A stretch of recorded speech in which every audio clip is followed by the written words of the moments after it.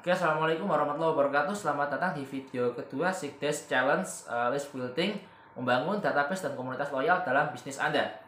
Nah, pada video ini saya akan sharing tentang bagaimana kita melakukan pembuatan produk atau riset produk yang memang sesuai dengan market kita, yang profitable, sehingga kita jualan tidak capek dan kita sudah punya marketnya gitu. Dan di sini ketika kita memang benar-benar pengen melakukan riset produk, saran saya lakukanlah riset market dulu. Kita harus tahu siapa market kita supaya kita tidak kerja dua kali. Bayangkan ketika kita riset produk dulu, maka kemungkinan besar kita akan kerja dua kali. Kita sudah menemukan produk, kita riset market, dan lalu kita menyesuaikan produk kita dengan market. Namun bedanya ketika kita sudah melakukan yang namanya riset market, maka produk yang kita hasilkan itu berdasarkan permintaan dari si market, seperti itu. Dan di sini kita tidak harus memproduksi produk itu sendiri ya. Kita bisa melakukan yang namanya dropshipping atau reseller. Dropship adalah sistem pemasaran di mana kita menjadi maklar dari produk orang lain, dan reseller adalah di mana kita membeli produk orang dalam jumlah banyak dan kita jual kembali eceran. Dan jika teman-teman memang benar-benar sudah siap menjadi produk kreator, maka silahkan bikin produknya. Tapi saran saya, mulailah riset dari market.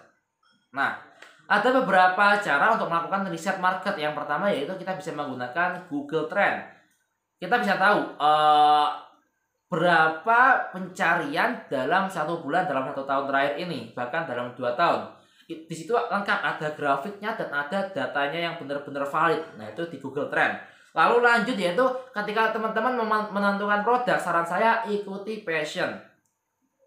Mengapa harus mengikuti passion? Karena ini akan berkaitan dengan ketika teman-teman mendesain customer journey dan mendesain value leader-nya. Ketika kita mendesain perjalanan customer dan ketika kita mendesain tangga penawaran kita, itu ya. Nah, ketika kita menentukan produk dari passion kita, maka kita bisa tahu, oh ternyata yang kayaknya nih yang dibutuhkan market ini nih. Tapi kita jangan juga pakai kayaknya. Jadi kayaknya ini hanya di awal sebagai apa? Sebagai pancingan. Nah, setelah itu kita lakukan tes dan ukur. Tes dan ukur ke market dan survei. Nah, ketika kita sudah dapat datanya, barulah kita memasukkan apa-apa yang dibutuhkan market ke platform edukasi kita atau ke value leader kita. Misalnya nih, saya punya passion dalam bisnis development gitu ya.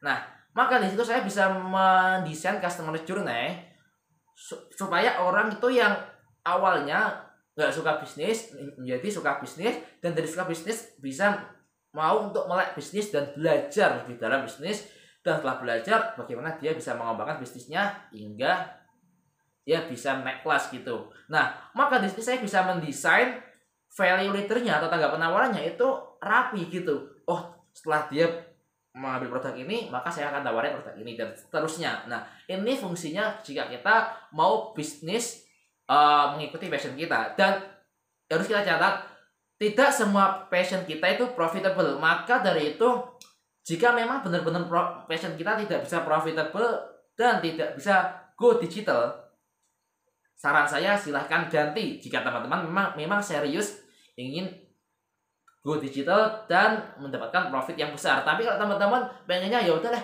yang penting saya jualan, yang penting saya bisnis, ya terserah. Ini kan saya berbicara konteksnya ketika teman-teman memang benar-benar serius untuk membangun bisnis yang profitable dan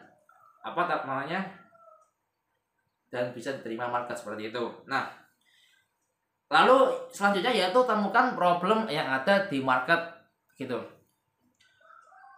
Banyak sekali problem yang akan muncul di market kita. Misalkan nih, di masa corona ini, problem market apa? Mereka takut jika mereka tertular virus corona.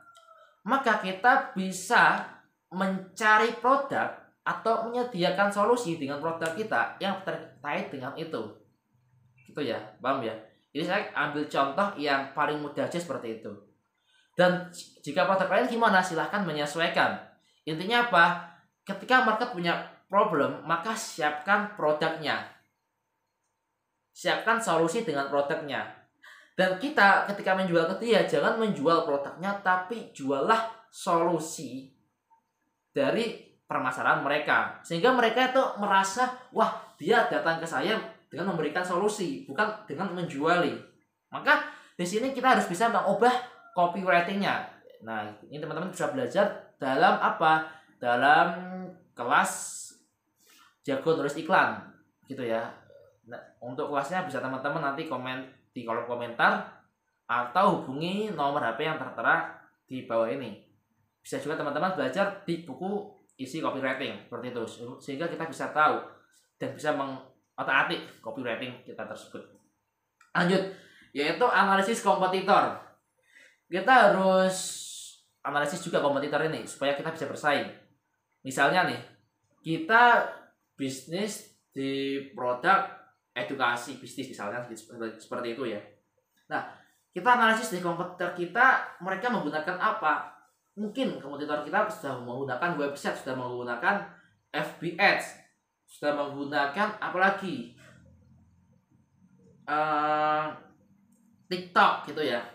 Nah, maka di sini kita bisa menganalisis, oh gimana sih cara kerja dia dan apa yang bisa membuat pembeda produk saya dengan produk dia, dan apa yang bisa menggiring customer datang ke produk saya. Nah, ini yang harus teman-teman benar-benar pikirkan. Kalau biasanya saya ketika melakukan analisis kompetitor seperti itu, saya akan lihat, oh kompetitor ini mereka jualan menggunakan ini seperti itu ya misalkan. Nah, lalu saya akan melakukan yang namanya memiliki nilai tambah dan faktor kali.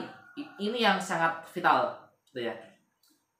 Sehingga produk saya tidak sama dengan kompetitor dan ada value yang lebih dapat market nikmati ketika mengambil produk yang saya tawarkan, seperti itu.